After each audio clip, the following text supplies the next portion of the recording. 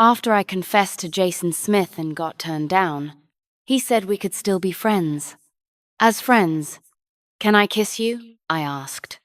His ears went red. I mean, it's not impossible. I nodded, pinched his cheek as he leaned in, and pointed at the messy desk beside us. I meant, clear the table. It's taken me half my life to learn one thing. Good men never hit the open market. So the moment I met Jason, I decided to make the first move. Step 1, show up at his company every day so he couldn't forget me. For love, I even played the clumsy girl routine. I went down on purpose and landed squarely in his lap. Jason leaned back in his chair, cool and aristocratic, a lazy, cocky smile tugging at his mouth. What's this? Coming on strong now? Our eyes locked. I was still sitting on his lap. Something hard was digging into me.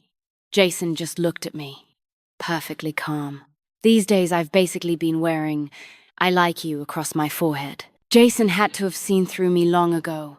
Realizing that, I blushed and bolted. I could already picture him laughing at some idiot trying to flirt with him on purpose. But I didn't give up, if anything. I got braver. I kept finding excuses to go to his office. Until one night I went to a banquet with my father and caught Dad practically facing off with Jason.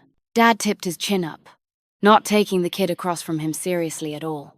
So, Mr. Jason won the bid again. Can't deny the methods are impressive. What's wrong, Mr. Tony? Feeling jealous? We'll see. With a personality like yours, I pity whatever girl ends up marrying you. I'd heard Dad and Jason were business rivals.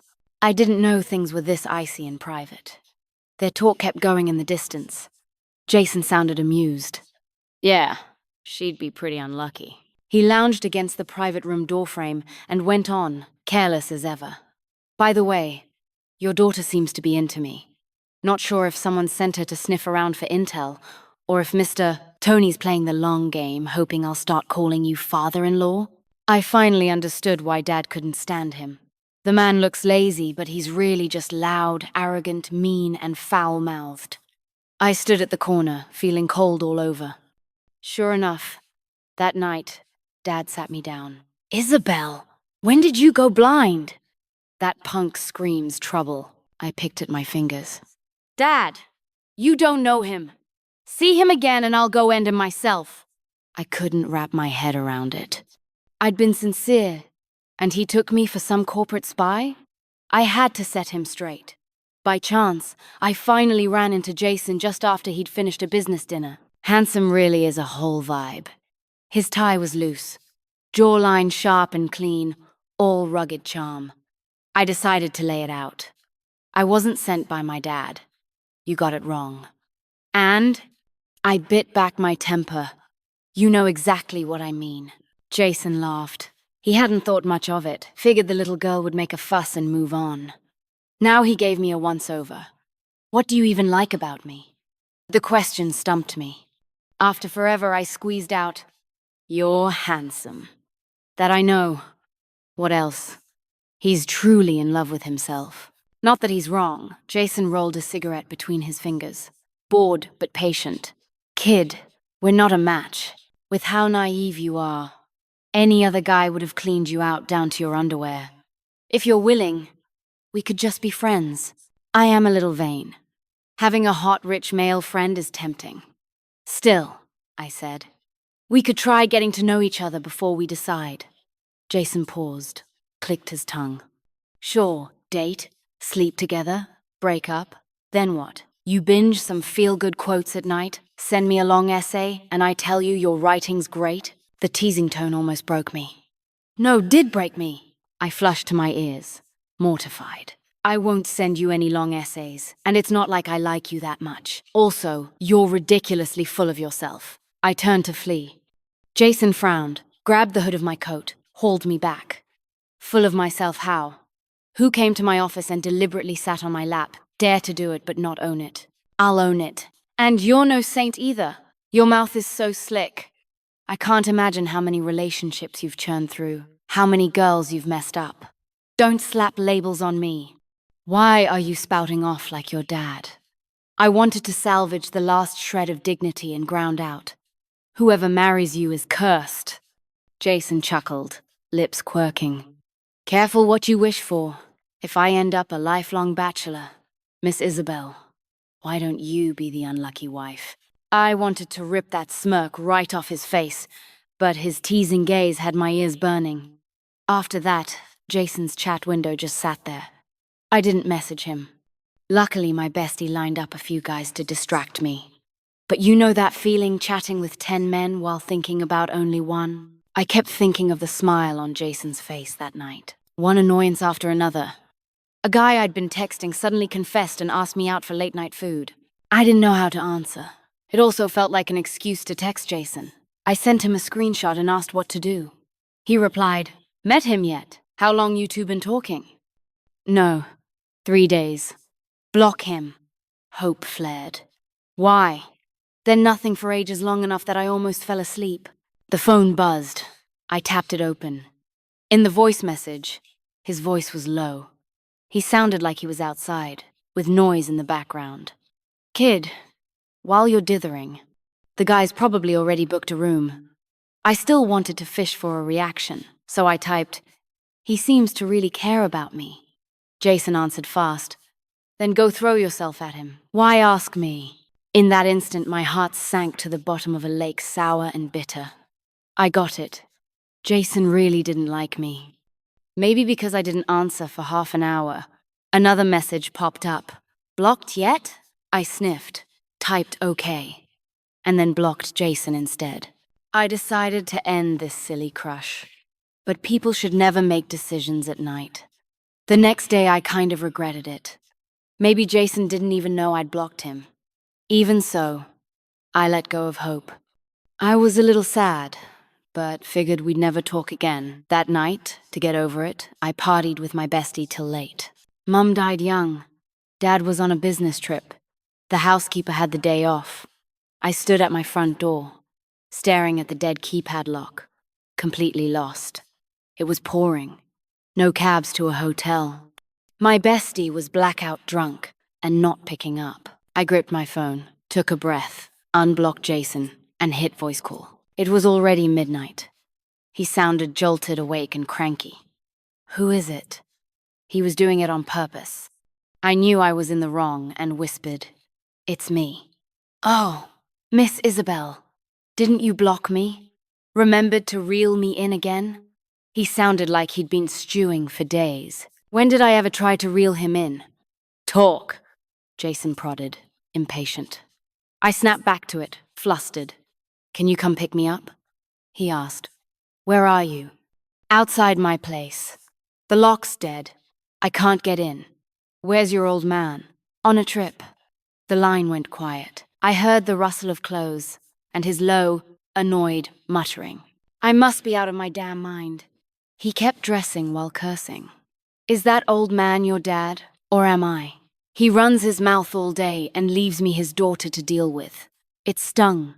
"Aren't we friends? Are you coming, or not?" Jason's voice went cold. "You're my ancestor. Send the address." He really is fierce. By the time Jason arrived, the rain had thinned out, almost stopped.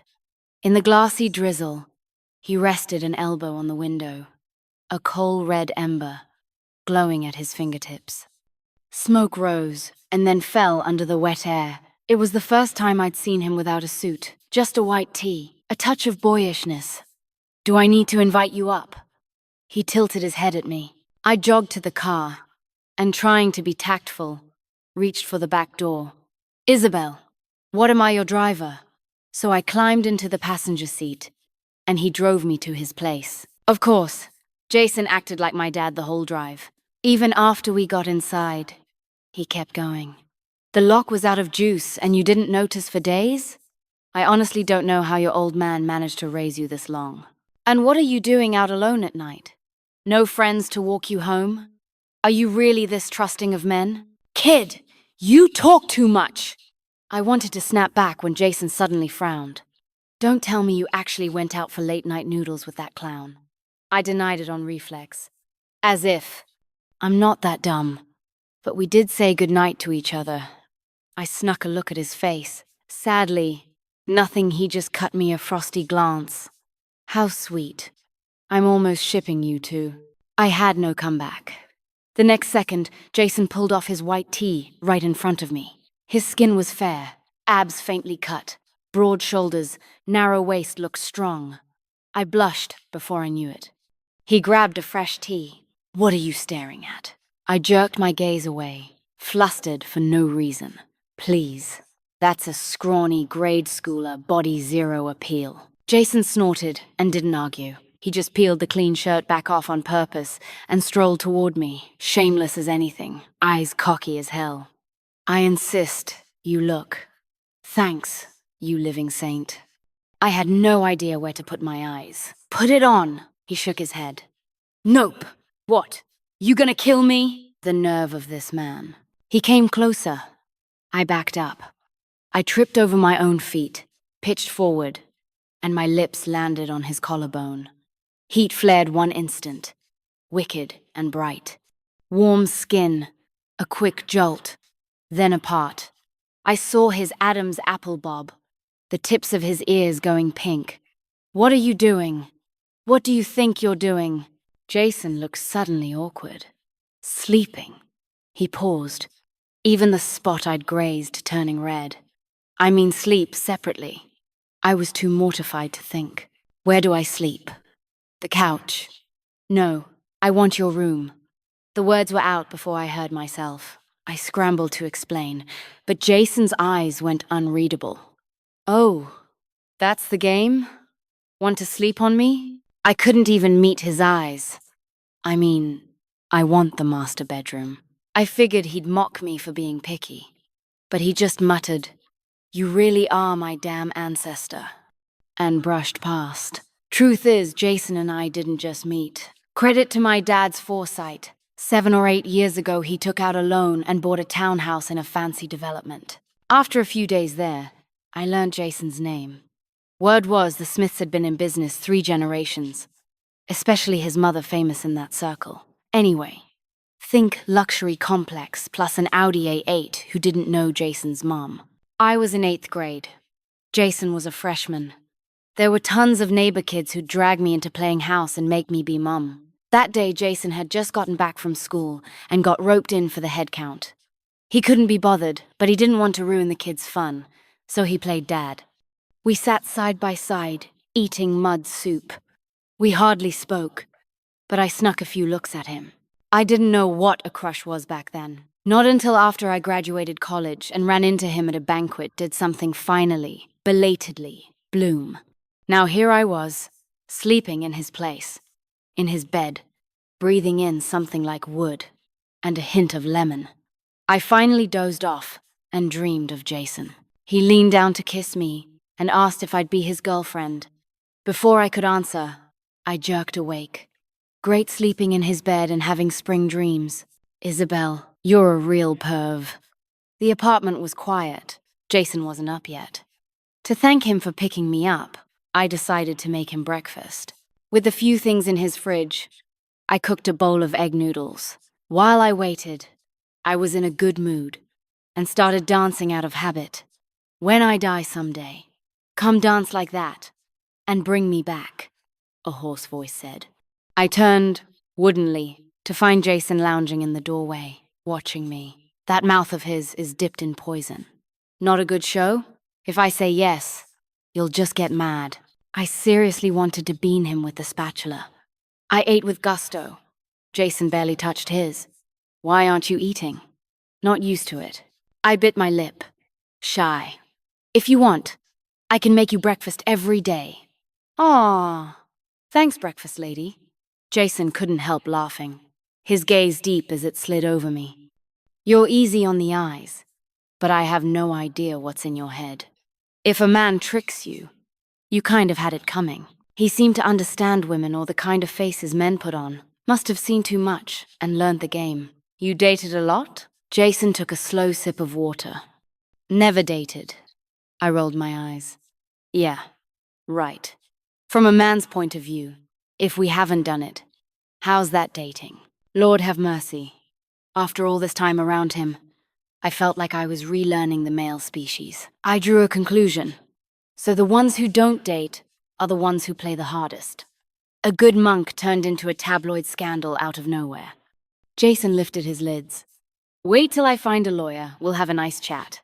I shrugged and focused on my breakfast. Done with the topic. A moment later, I looked up and realized he was still watching me. What? Jason smiled. You ever dated? I nodded, confident. Of course. He dump you? Thinking of that mess, I got riled, as if he was chatting up other girls.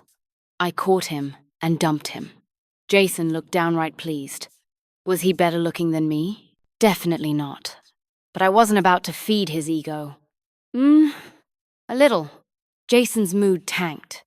His voice went flat. You really are blind. I didn't tell Dad I'd spent the night at Jason's. Our chat went quiet again. Sometimes I'd open it and stare. I had nothing to say. That almost kiss of a night felt like a dream. Neither of us brought it up. The guy I hadn't managed to block kept messaging. Not that I refused to, just felt awkward. Since he was a friend of my bestie's. I stared at his, I miss you, and had no idea what to say. So I asked my love guru/friend, Jason, how do I reply to this with high EQ? A few seconds later, Jason replied, lean to his ear and say, careful, I've got high EQ. I take it back, he's a crap love guru. I didn't answer. Then, a voice message. Still not blocked? Don't tell me you actually whispered in his ear. Low and rough, if you ignored the attitude. I typed slowly, planning to mute him. But he's got that puppy boy look. Family's got clout too. Jason. A puppy and loaded? Truly a top dog. I started wondering if Jason just hated men in general. Later, a project came up. Dad couldn't beat Jason for lead, so we had to settle for scraps. Because of process hiccups, the contract needed a 1-day delay to rework. Since our last top dog chat, I'd hesitated, but I finally called Jason and quickly explained. Jason said nothing. I stared at my toes, awkward. At last, he chuckled. Isabel, do you only remember me when you need something? What is he even on about? Capricorn much? So cagey. So, Mr. Jason, could you cut us some slack? What are we that I should? Friends. In that case, spit out the breakfast I cooked. I remembered perfectly he'd claimed he wasn't used to breakfast, then cleaned the bowl. Jason fell silent again, then left me with, just this once. We rushed the contract to done. The partners' meeting happened to be at Smith Group. Dad was still on his trip, either too busy with work or out finding me a stepmom. Either way, he had no time for me. I started reassessing what Jason and I even were. Friends didn't feel quite right. On the phone, my bestie Julia analyzed. In my experience, when a guy rejects you but says let's be friends, he probably wants to string you along. With my meager love life, could it really be that complicated? There were 30 minutes till the meeting. Someone came over to chat. We joked around and wrapped it up. When they left, I looked up and saw Jason standing a little ways off, no idea how long he'd been there. He walked over. Done flirting? Jealous? Jason slanted me a look. Where's the contract? I spread my hands. Just gave it to your assistant. Something else popped into my head. Question for you. Answer as a man. My bestie confessed and got turned down. But the guy said they could be friends. Why is that? If you're that bored, go play in the dirt. Jason's smile didn't reach his eyes. I watch you flirt, and now I have to solve your love life? What am I to you? I swallowed and raised my voice.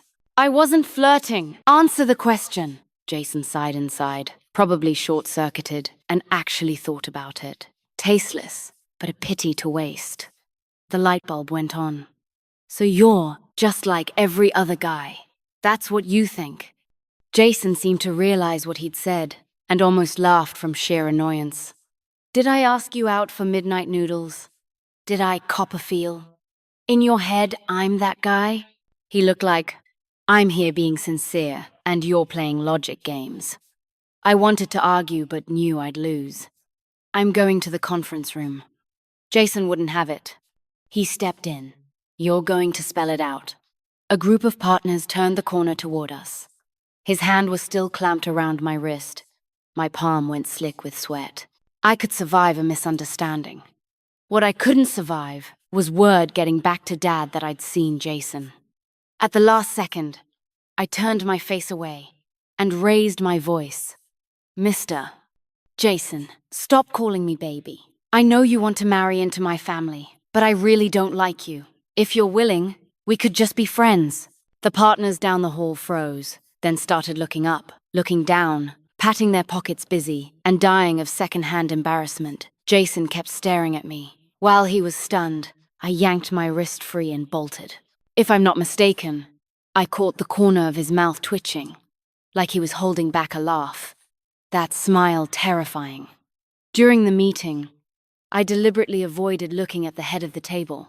Even with my head down, I kept feeling eyes flick over to me now and then.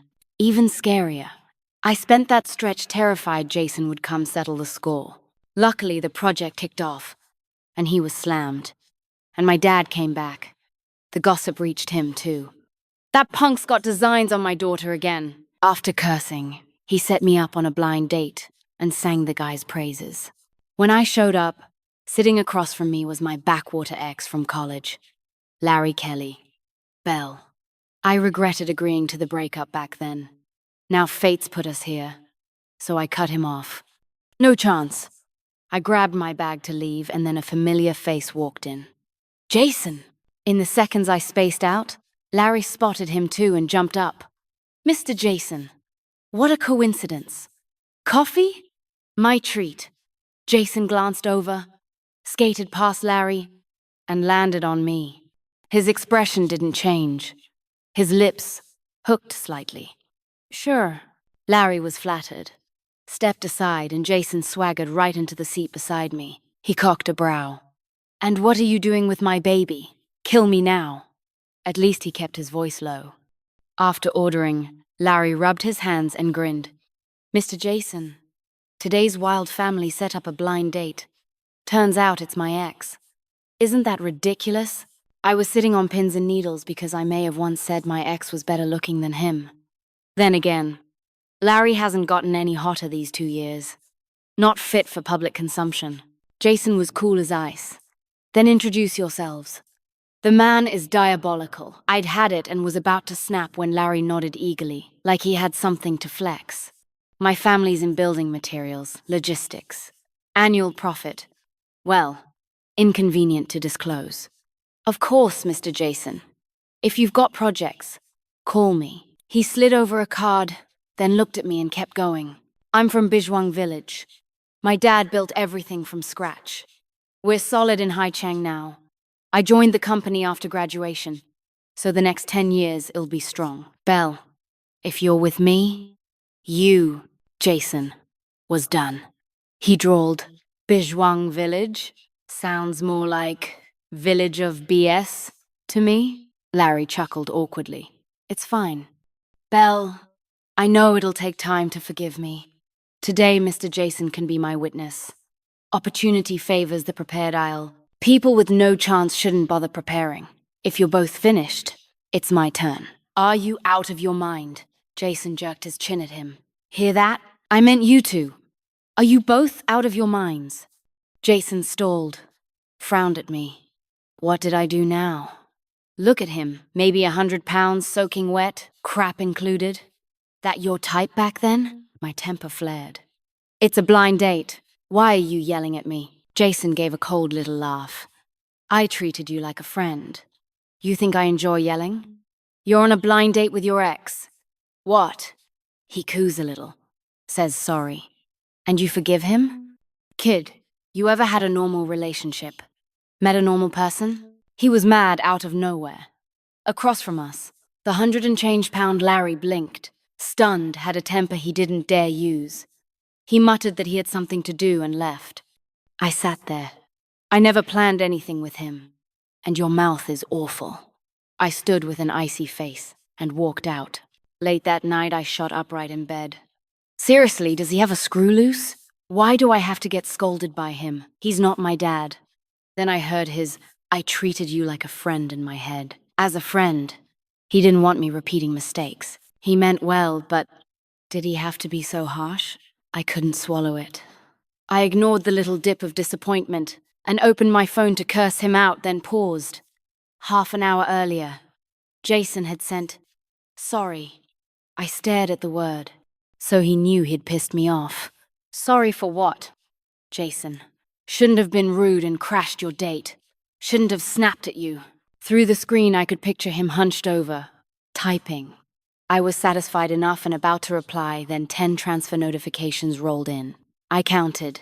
Each was 5 figures. I'd always scoffed at friends posting gifts and transfers. Never felt jealous. I'm not broke, and I can buy my own. Now that it actually hit my account, I was grinning like an idiot. Say what you will, this Jason was stupidly handsome. I wrote back calmly. I took the money. Keep the sentiment. Don't do random stuff like this again. I was crashing at my besties. Julia saw me still up. What's with the smile?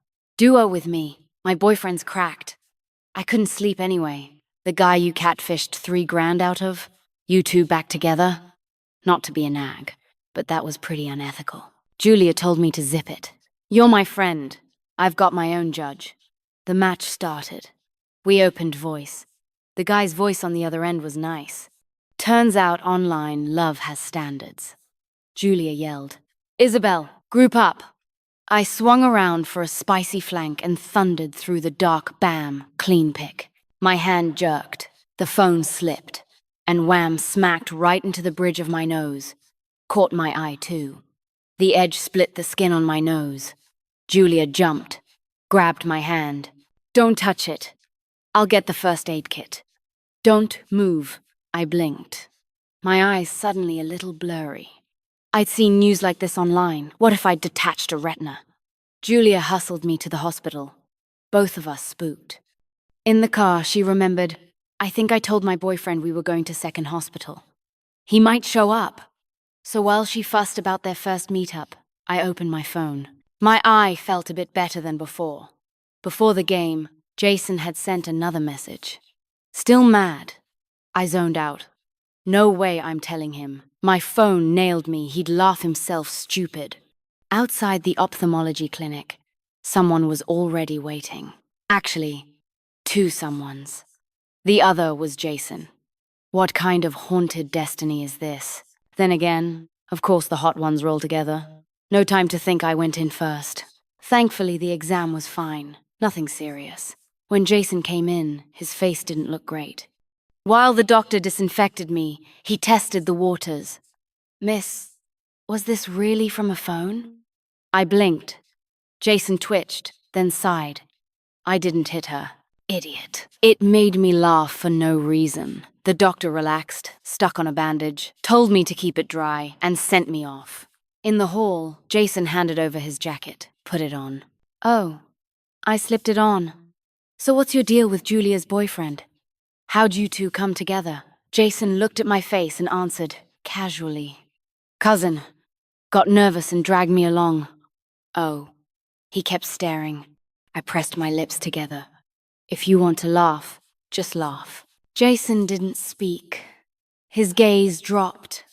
He sighed, then slowly lifted a hand to brush my loose hair aside, like he was checking for other injuries. His voice went soft. "Does it hurt? You're a grown woman and still manage to brain yourself with a phone. Good thing it's nothing."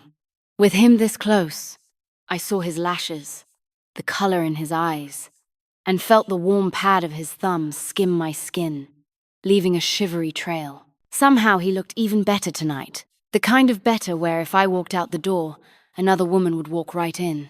Black shirt, clean cut, devastating and dangerous.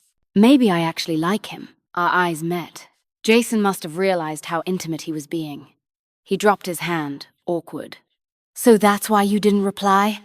The next second, I rose on tiptoe and brushed a kiss at the corner of his mouth.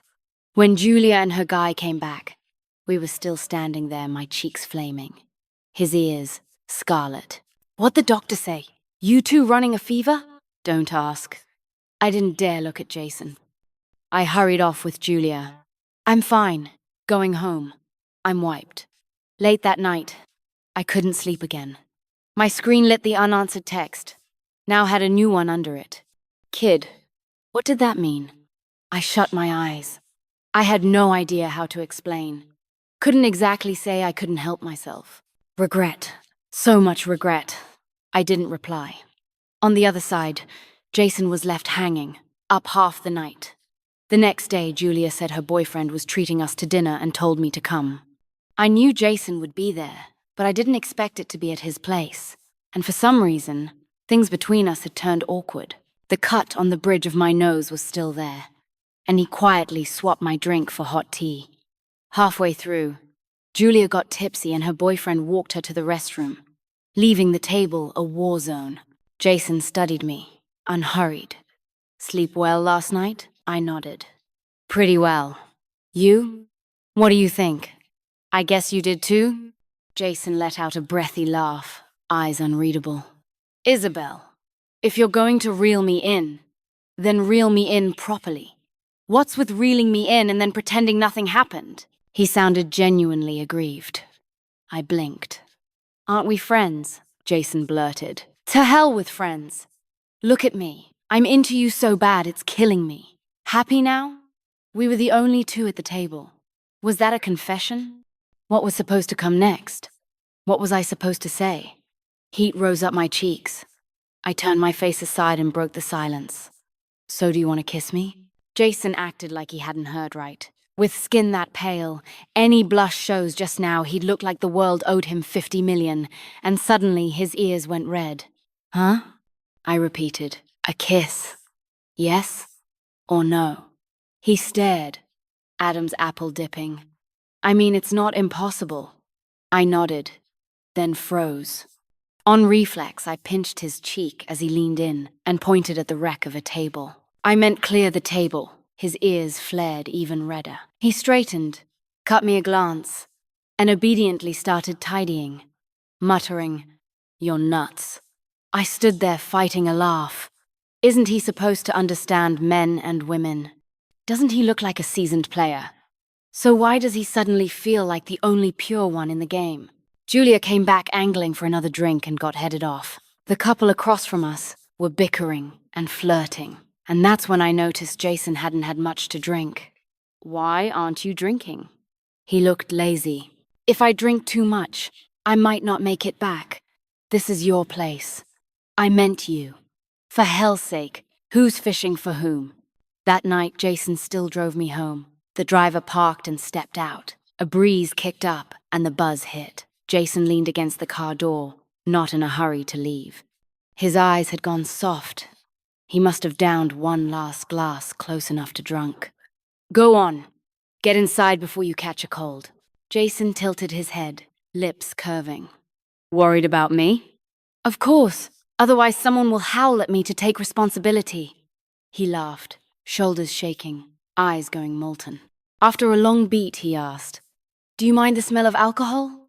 I didn't get it. It's fine. Why? Then a shadow fell over me. He cupped my waist and drew me in, one hand cradling my cheek, and kissed me. A thread of liquor on his breath, warm, twined, deep. All I could hear was my own heartbeat. Every thought went blank. The living room light was on inside. Dad was probably still watching TV, and Jason was pinning me at the door, kissing me outside the house. My tongue tingled, the intimacy unrestrained. In that moment, whatever pure friendship we had shattered. After who knows how long, he eased back, enunciating, Be my girlfriend. It took me a while to find my voice. Blushing, heart racing, I murmured. That's not what you said a second ago. Weren't you going on about dying for me? Jason's arms tightened, gathering me in. I'm a little embarrassed to say it now. Since when was he this shy? Now he had me tongue-tied too. A few seconds later, his breath warmed my skin, the tremor running to my core. His voice went rough. Isabel, I like you. Will you be my girlfriend? His face was tucked into the hollow of my neck, his breath tickling. Please. I couldn't stop smiling. Every inhale, every exhale was the scent of him. It was wild at first. I hadn't even imagined we'd end up together. Under the dim street lamp, cheeks burning, I pushed at him lightly. Let me go first. No, you haven't answered. The heat had melted all my temper. I sagged against his chest and breathed. It tickles, move back. He didn't hear me or pretended not to, kissing up along my neck, until our mouths met again. We tangled there for a good while, before he finally, magnanimously, let me breathe, thumb brushing the shine from my lip. Tonight you're saying goodnight to me. I was still floating. Why? Jason arched a brow and dipped to nip my mouth. If other people get it, I get it too. Right. Once upon a time, I'd made a point of telling him I'd traded goodnights with someone else. Petty, petty man. I didn't dare tell my dad I was with Jason. Dad's mood had been great lately anyway on a few big projects. Smith had dropped out of the bidding and even recommended Mr. Tony to take the lead. In the living room, I tested the waters. Dad, Jason's actually not bad. Old Tony nodded. No idea what he's playing at. Maybe he scrambled his brain? I hesitated and tried again. I heard he might be seeing someone. Old Tony's an easygoing old rascal straight shooter in business. Jason's not like that. Sharp, sly, a little vicious. That's how they ended up at odds. Still, business is business. Dad knows the world. He sighed. That kid's slick. He's already got the money. Heaven's fair. Can't let him have everything, can it? So, yeah. Still some resentment. I figured now wasn't the time to say anything. But secrets don't stay buried forever. That night, after dinner, Jason walked me home. It wasn't far, so he didn't drive. We just strolled. Busy today? I asked. His thumb skimmed the back of my hand. Meetings, signatures, documents, then our underground romance. His tone was so snarky it begged for a fight. I changed the subject. So you didn't miss me today? Jason gave me a lazy grin. Missing you doesn't count as busy. It's a daily habit. Smooth talker, closet flirt, Capricorn. We were mid-chatter when we reached my building. My stomach dropped the next second. Dad's name lit my screen. Princess, where are you? Bad feeling. Dad, I'm almost home. Have you eaten? He chuckled. I have. Bring that monkey you're holding by the hand over to say hello.